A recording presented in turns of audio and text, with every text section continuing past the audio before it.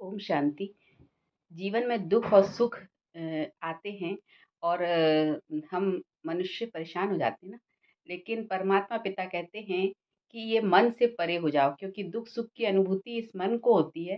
तुम आत्मा तो अ, अचल अडोल हो, अमर हो, अजर हो, अविनाशी हो। तो अपने को आत्मा निश्चय करो। तो लगता है ना कि ये आत्मा का ज्ञान लेना क्यों ज़रूरी है?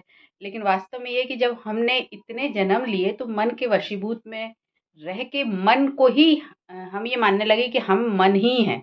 तो मन तो कितनी इच्छाएँ, अपेक्षाएँ रख रहा है, क्या-क्या चाह रहा है, क्या-क्या बोल रहा है, क्या-क्या फ़ील कर रहा है, कितनी चीज़ों से वो परेशान है।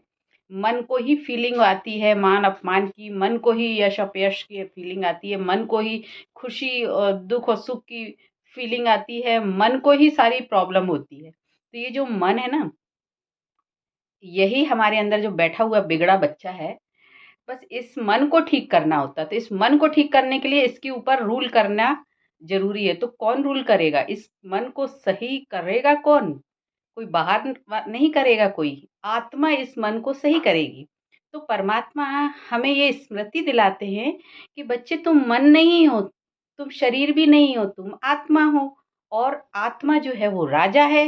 इस शरीर में जो इंद्रियाँ हैं, इन सब को नियंत्रित करने की मालिक है। तो आत्म स्मृति में जब रहोगे, तो फिर इन सबको नियंत्रित कर पाओगे, क्योंकि तुम आत्मा हो। तो तुम स्वमान में रहो, तो सम्मान स्वतः प्राप्त होगा। सम्मान प्राप्त होगा माने क्या? माने यही खुशी, सुख, आनंद, प्रेम, शांति, शक्ति इस सब का स्वरूप बन जाओगे। माने जीवन सफल होगा। ये आत्मा इस सृष्टि में आई है तो यही करने आई है। अपना स्वरूप निखारने आई है, कुछ अच्छा सीखने आई है। तो इसलिए परमात्मा ज्ञान देते हैं कि अपने को आत्मा समझो, मन नहीं समझो। ये मन तो अंदर बैठा बिगड़ा हुआ बच्चा है, इसको तुम्हें सुधारना है ताकि तुम सुखी रह सको, तुम खुश रह सको, तुम आनंद में रह सको। तुम्हें किसी चीज़ का प्रभाव पड़ता ही नहीं है, क्योंकि तुम लाइट स्वरूप हो। तो अपने इस लाइट स्वरूप, इस ज्ञान स्वरूप, इस शांति स्वरूप को अनुभव करने के लिए ज़रूरी है कि ये मन जो उपद्रव मचा रहा है ना, उसको कंट्रोल करो। तब तुम्हारा जो स्वरूप निखरेगा, तो वो स्वरूप दैवीय स्वरूप होगा। तो परमात्मा ही हमें परिवर्तन कर सकते हैं। साधारण मनुष्य से देवता बनाते हैं।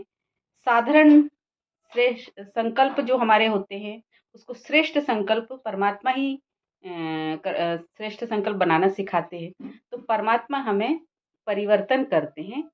और परमात्मा, जैसे कहते हैं ना कि परमात्मा तो सच्चित आनंद है। तो हमारे चित्त में ये सत्य ज्ञान जब उतर जाता है और हमारा स्वरूप ही सत्य बन जाता है, हम जान जाते हैं कि हमारे अंदर बैठा हुआ जो मन है वो क्या गड़बड़ियाँ कर रहा है। ये सत्य हमें मालूम हो जाता है कि हमारे स्वरूप क्या है, मैं आत्मा हूँ। ये सत्य जब अ, निश्चय हो जाता है और ये मन जो है ये मेरे अंदर बैठा हुआ जो कहते हैं ना उपद्रवी बच्चा है, इसको ठीक करना है।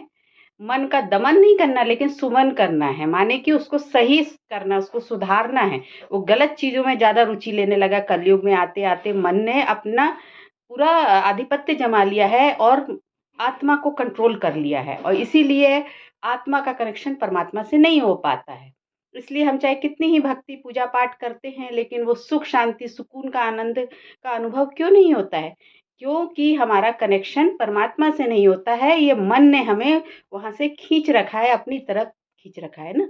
तो कलयुग में क्या होता है कि हम पूरे समय इस मन की गतिविधियों को देखते हैं और उसके वश में रहते हैं, लेकिन परमात्मा हमें सतयुगी दुनिया के लायक बनाते हैं। तो उसके लिए कहते हैं तुम राजा हो, तुम आत्मा हो, तुम राजा हो और इस मन को कंट्रोल करो। तो सोचो, बाहर कोई दुश्मन नहीं है, हमारे अंदर बैठा हुआ मन ही दुश्मन है, जिसको हम ठीक कर लेते हैं। तो कहते हैं ना कि स्व परिवर्तन से विश्व परिवर्तन, स्व कल्याण से विश्व कल्याण होता है।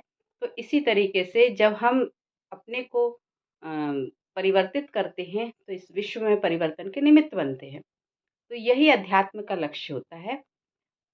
और अपने को ट्रांसफ़ॉर्म करते हैं, अपने को बदलते हैं। जो हमने जन्म-जन्म किया है वो अब हमें नहीं करना है, वो तो हम करते ही आए हैं। लेकिन अब अपने को आत्मस्मृति में टिका के आत्मिक गुणों के आधार पर चलाना है। और आत्मा कैसी है? स्थिर है ना? अचल अडोल है, अजर अमर अविनाशी है, तो इस स्वरूप में टिकना है। अजर है तो हमारा डर खत्म हो जाता है, अमर है, अजर है, अविनाशी है, तो हमारा डर खत्म हो जाता है। इसी डर को खत्म करना है। एक डर खत्म हो जाएगा जब, तब बीमारियां भी नहीं होंगी शरीर में। जो डर के बीज पड़े हुए हैं ना, उसी के कारण सारी बीमारियां होती, क्योंकि निगेटिविटी बढ़ती है डर से। इसलिए आत्मिक ज्ञान ज़रूरी होता है।